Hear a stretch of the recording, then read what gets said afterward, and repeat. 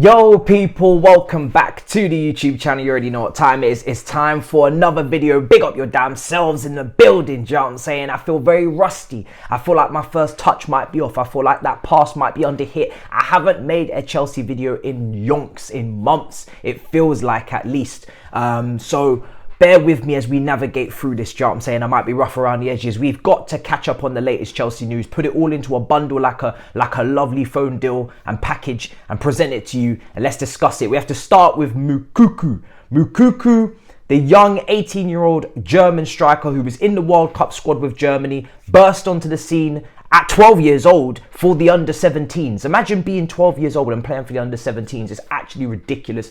This guy I signed on career mode, and now in real life it seems like he's coming into fruition potentially for Chelsea as his contract does expire in 2023, and they're looking and pushing to try and maybe get this signature done. Of course, you know, Hairline has spoken very well of this guy as well. He said at 15 years old, I was not that good. So that's glowing words. He is the definition of a Wonderkid. 141 goals in 88 youth appearances. Like I said, he burst onto the scene at 12, playing for the under-17s, and just was a house on fire immediately. In fact, in the Bundesliga, the rule used to be that you had to be 17 years old to feature in the Bundesliga. They changed that rule really for him and made it 16, and then he made his debut at 16 years old one day. He's the youngest player to ever play in the Bundesliga, and they kind of changed the rules from 17 to 16 kind of for him because he was just that good. Like I said, with those statistics at youth level at Dortmund, he was absolutely smashing it, and he was and is that Hairline replacement. Then in his first Bundesliga season, they kind of bed him in. Hairline is still there, of course,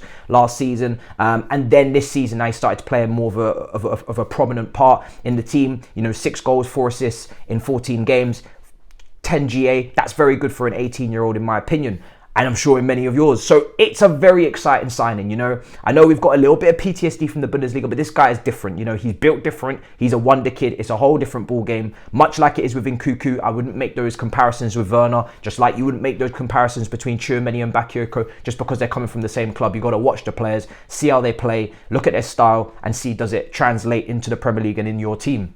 This guy, of course, like I said, a goal scorer, a born goal scorer, but also loves drifting into the wide spaces, loves dropping into the pockets to create space for others as well. Very, very willing and hard working off the ball, which is obviously important as well in the modern game. For me, obviously, if he was to come in, you know, he wouldn't have the pressure, I don't think, to be Chelsea's leading talisman, but he comes in, he goes into the first team, and again, it's just more of what Todd Boehly's trying to do in terms of building a young core of players. We've seen us linked with every single young midfielder in the world at this point that we're going to get onto later on. It seems like Todd Boehly is building potentially the best ever under-23s team in the world to push for the future. Will these under-23s get enough game time in terms of starting opportunities? That's the big question, so they can really develop. Will we have to go backwards to go forwards with these young players? Of course, there's going to be teething problems. There are going to be moments where they, you know, fall short. We saw it maybe with Arsenal last season, having the youngest team in the Premier League and falling short for that top 4 race versus Tottenham, lack of experience, etc. We're going to maybe have to suffer through those moments if we're going down this road of building with some of the young best players in the world. But I didn't mention Endrick as a striker. This is the alternative. And I haven't mentioned Bellingham.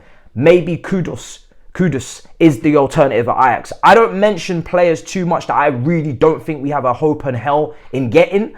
Bellingham and Endrick come into that. And now today we've seen it confirmed. The other young striker we were chasing, Endrick, is going to Real Madrid. It's been given the here we go by Fabrizio. We only mentioned it once on All You Can Eat Chelsea, and I said categorically, immediately, emphatically, bombastically, he ain't coming. We ain't signing him. There ain't no young 18-year-old Brazilian, whenever he does arrive 2024, young Brazilian gonna come to the rainy -4 degrees London, yeah, instead of going to Madrid and playing with Vini and playing with Rodrigo, etc. And Thiago Silva was never gonna be able to help us, because by the time he gets here, Thiago Silva would have been left the club. Do you know what I'm saying? Man will be like pushing 40. So it just doesn't logically make no sense. His Chelsea career starts at 18, Thiago Silva's finishes.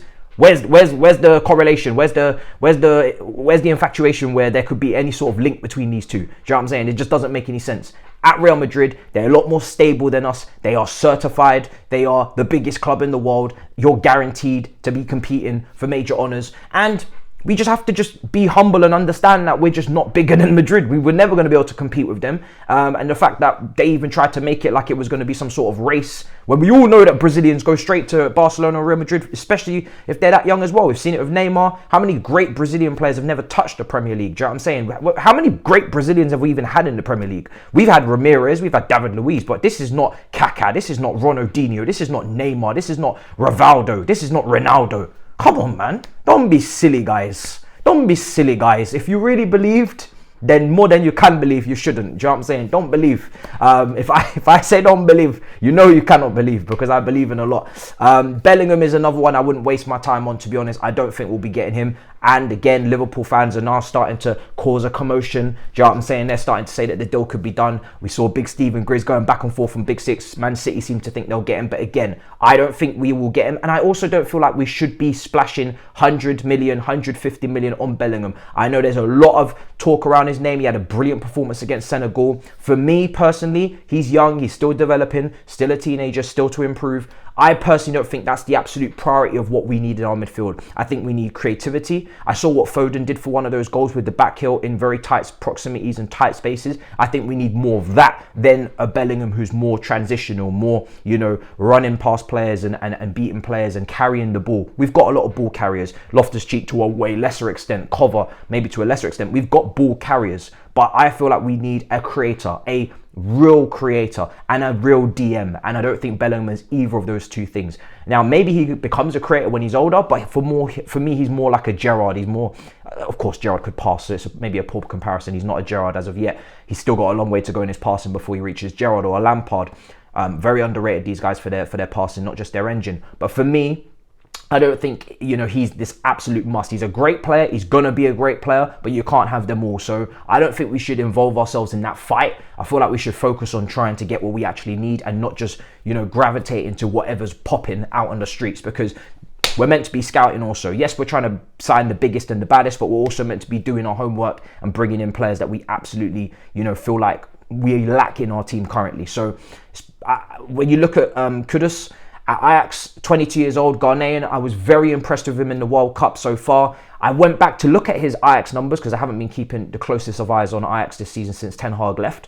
And he hasn't actually been starting. It's been Bergwijn, it's been Tadic in those attacking areas. So he's not a consistent starter, but he does look incredibly talented, very gifted, very good at receiving the ball. Again, much like in Moukoko as well, I want players that can receive the ball, that can handle a little bit of contact. I feel like you need to be able to handle contact if you're going to play in the 10 or in the half spaces in the Premier League. It's one thing I criticise Kai for. You've got to be stronger. You've got to be able to take challenges. You've got to be able to take contact. You've got to be able to have quick feet, wriggle out of situations and tight spaces. And this is looking like something that this player can do. I don't know how much he would cost.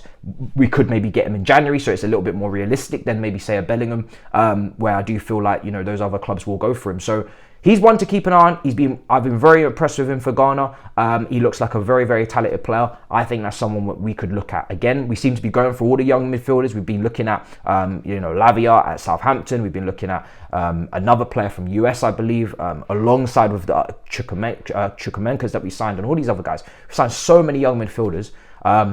I don't even know if there's any space for any more at this point. You know what I mean? If you're keeping Gallagher and all these guys, somebody's gonna have to move out of the way. So we'll see. But he's been someone I've been very impressed with. Let's talk about Joao Felix as well. Joao Felix, for me, I love Joao Felix. I have to get this out immediately. Benfica days with the number 79 shirt, it was just creme de la creme. It was wonderful. I loved it. But unfortunately, he made a poor career choice with, you know, behind the scenes. They didn't look after him. They sent him to Atletico Madrid for the bag, for the money, for the cash, for the sheer cash. And unfortunately, in that massive transfer over 100 million, it hasn't worked out. It seems like he's fallen out with Simeone. I'm surprised it didn't happen earlier, to be honest. I saw him last season in the Champions League. He had Felix and Griezmann playing as wing backs. Every time they tried to attack, they were attacking on opposite ends of the pitch. They weren't close. They couldn't connect. They couldn't pass to each other. They couldn't, you know, combine and interchange. It was just the most negative, you know, just awful way of using Joao Felix, which is why I won't delve into Joao Felix's statistics.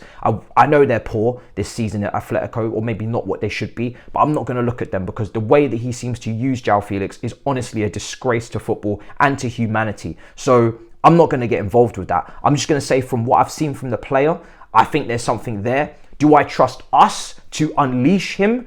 That's where I have a concern. Do I trust us as the place where attackers come to die? You know, if you want to test out if Mbappe has the potential to be the next one up, give him the number 9 shirt and bring him to Chelsea, because we are where attackers come to die. If you come here and you survive, you are one hell of a player, one hell of an attacker. This is the ultimate challenge. Not Real Madrid, do you know what I'm saying? Not Barcelona, not Bayern. You come here and you really see if you can hack it, because we are something special. We kill everyone, do you know what I'm saying? We are just ruthless. I'm surprised we're not locked up, do you know what I'm saying? We should be in prison. We should be taking a sentence, this club. It's ridiculous. We should be just honestly just banished when it comes to attackers. I'd rather play 4-6 at this point. So yeah, man, I have worries for all the attackers that come in. But the thing is with Felix is that he's been kind of likened to Kai Havertz a bit. I think he's way better at beating a man than Kai Havertz. I think he's got a little bit more of an eye for a pass potentially as well. But statistically, he doesn't stack up great in the last couple of years. Will he be able to handle the physicality of the Premier League as well? Will he be able to handle the challenges? Will he get injuries? These will all be concerns to a lot of people. I like the player. I love the player. The asking price is not great. I've seen 140 million. Now today I've seen more 100 million euros being quoted by Nazar Cancelo. I'm not sure what the real price is, because it started at 60 and he was available in January. Then it moved up to 140. Now it's down to 100. So I think the price seems to be a little bit all over the place. And Mendes is kind of putting a lot of clubs on the table. He's kind of put everybody in a hat and he'll see who he pulls out. You know, we've dealt with Mendes before. We've spoken, Todd Boehly has spoken to Mendes before. People thought it was about Ronaldo. Maybe it was. Other players as well. Now, Arsenal, you know, all these other clubs are being linked with Joao Felix as well. So it's not just us. I love the player. I just don't know if I trust us with the player. So you let me know what you think in the comments down below of Joao Felix. Would I take the risk on him? I have a weak spot for him, and you've seen Dembele, you know, kind of beat the critics in terms of his fitness concerns. He's kind of just elevated and managed to get himself back on track. He's now performing. Felix is another one of those generational talents from way back then, you know, when those two were first breaking out at Benfica and Dortmund. He's had a rough patch. Maybe he can break out and regain his, you know, his consistency in a more attacking, fluid system. One thing I do like about the Felixes and the Nkukus and the players that we're looking at is that they are capable of playing against low blocks, in my opinion. I think they're capable as well of playing in a multitude of areas when they pick up the ball in those half spaces. But I don't know if Felix is a killer. I know Nkuku can finish. You know, I trust him with his finishing. I don't know if Felix is a killer. And I need killers up front. It's all nice to do the pretty stuff. I love it, pleasing on the eye and whatnot, but you've got to be a killer. And that is my only little concern as well. Is he ruthless? You know, because if we're going to be challenging back at the top in a couple of years, we need firemen. Yeah, we need gunmen. We need people that are ruthless in front of goal. They don't just do everything up until the finish. So we've had a lot of issues with that. So you let me know what you think in the comments down below. You let me know what you think of, you know, all of these players I've mentioned. Kudus as well from Ajax. And listen, you know what I'm saying? There's a lot of players being linked with us. It's going to become a little bit of a silly season. I've mentioned these players because I feel like they're at least somewhat realistic as opposed to the Bellinghams and the Endricks. But you never know until, you know, until it's a done deal. So we'll have to see what happens, do you know what I'm saying? But it's good to be back. It's good to have a little convo with you guys, talk a little bit. Obviously, we play Aston Villa on the Sunday. I'm going to do a watch along for that. And then, you know, back to the World Cup as well. And then next thing you know, it'll be back to business as usual after Christmas. So big up your damn selves. Make sure you smash up the icons, smash up the likes. And let me know what you think in the comments down below. In a bit, people. Peace.